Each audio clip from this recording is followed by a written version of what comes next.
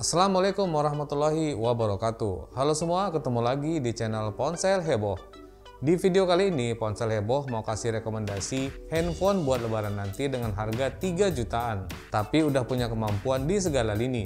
Bisa dibilang kalian nggak perlu lagi beli handphone flagship mahal-mahal, karena dengan handphone ini semuanya udah cukup. Oke, tanpa lama-lama lagi, langsung aja kita simak sampai habis ya.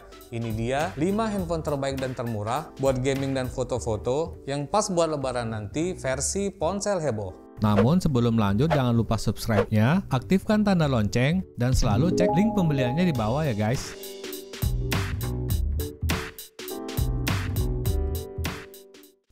Yang kelima, ada Samsung Galaxy A32. Ini adalah varian termurah dari Samsung Galaxy seri A. Dan walaupun yang termurah, saya rasa handphone ini sudah sangat cukup untuk memenuhi kebutuhan kalian.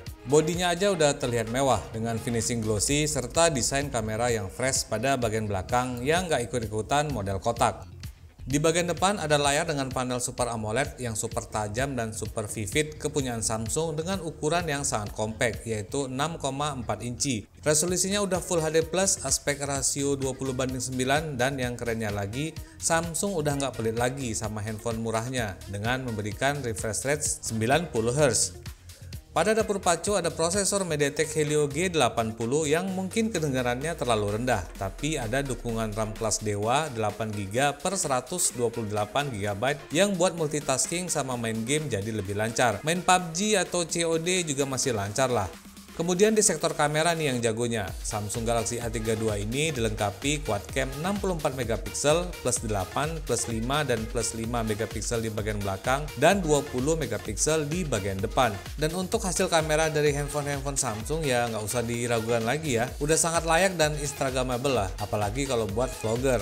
Nggak cuma itu, handphone ini juga udah dilengkapi fitur mewah seperti fingerprintnya yang udah under display, USB Type-C, dan baterai besar ukuran 5000 mAh dengan fast charging 15 watt.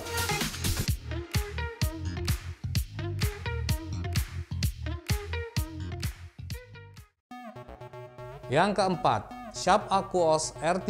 Ini adalah salah satu handphone gokil di bulan ini. Karena dengan spek flagship dan dijual seharga 10 jutaan pada awalnya, sekarang tiba-tiba turun menjadi harga 3 jutaan aja.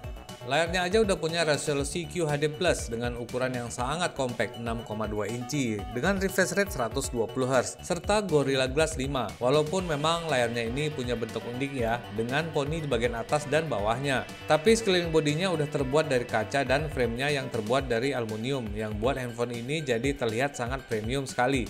Pada dapur pacu, handphone ini dilengkapi chipset yang masih level dewa, yaitu Snapdragon 855 dibantu RAM 6GB per 128GB dengan hasil skor Antutu di atas 400 ribuan. Alhasil semua game bisa dimainkan dengan settingan tertinggi pakai handphone ini. Di sektor kamera, walaupun cuma dual cam 12MP plus 20MP di bagian belakang dan 16MP di bagian depan, tapi sanggup menghasilkan foto-foto dengan warna yang tajam dan natural, dan untuk video bahkan dilengkapi dengan OIS dan bisa merekam sampai resolusi 4K.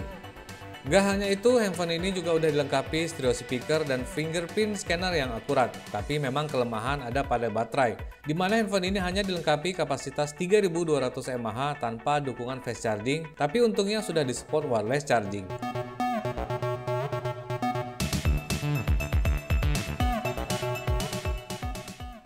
Yang ketiga, Poco X3 Pro. Kalau kalian rasa Poco X3 NFC kemarin udah gila, maka Poco lebih gila lagi kali ini dengan menghadirkan Poco X3 Pro yang menggunakan prosesor Snapdragon 860, tapi masih menggunakan harga yang sama dengan Poco X3 NFC.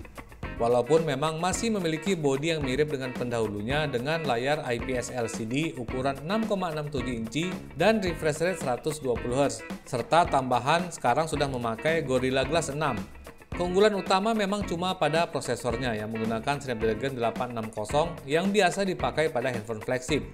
Pada kamera juga diturunkan menjadi quad cam 48MP dan 20MP pada kamera depannya. Sedangkan fingerprintnya juga masih di bagian samping dan baterainya juga masih sama, kapasitas 5160 mAh yang mendukung fast charging 33 watt.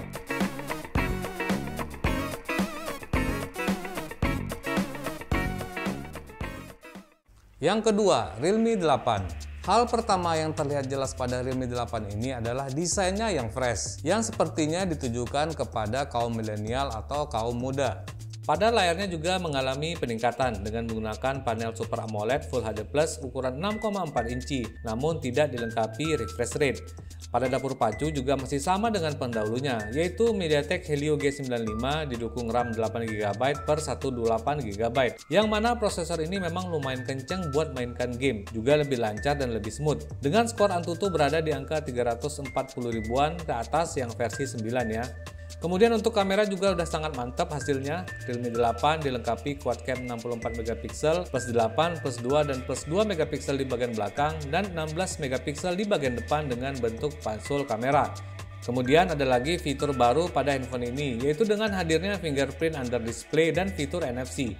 Sementara untuk baterai masih sama dengan pendahulunya, kapasitas 5000 mAh yang didukung dark charging sebesar 30 watt yang bisa isi penuh baterai dalam waktu kurang lebih 1 jam.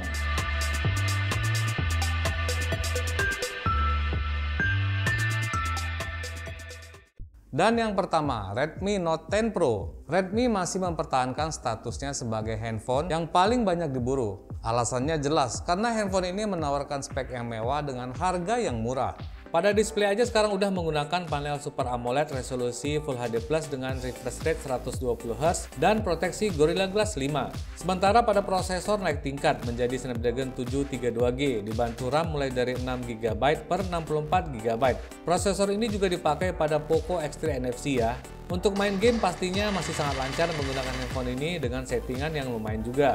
Dan untuk skor Antutu menembus angka 320 ribuan untuk versi 9.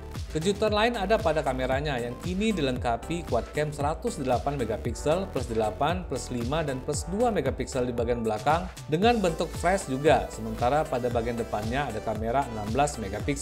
Hasilnya juga sangat bisa diandalkan dan punya banyak efek-efek yang keren buat di-upload di media sosial kalian. Selebihnya kurang lebih sama dengan pendahulunya, seperti fingerprint di bagian samping, USB Type-C, NFC, dan baterai 5020 mAh yang mendukung pengisian cepat sebesar 33 watt.